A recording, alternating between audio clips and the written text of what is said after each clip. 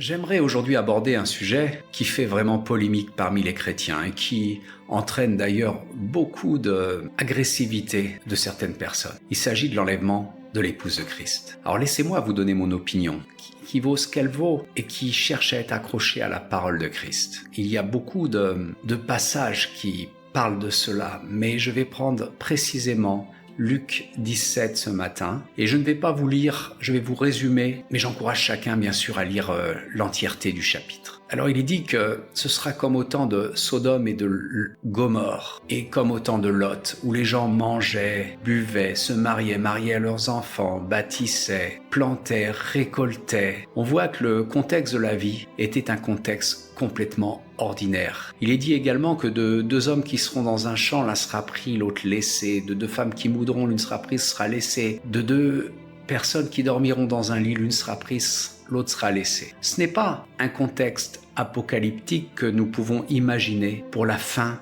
des périodes de la grande tribulation, où les chrétiens qui auront refusé d'adorer l'image de la bête et de prendre la marque seront obligés de se terrer où ils pourront pour éviter la mort, pour éviter la torture de ce royaume terrible qui vient sur le monde. Alors, je dis cela pour encourager les chrétiens à garder leur bienheureuse espérance et à se sanctifier.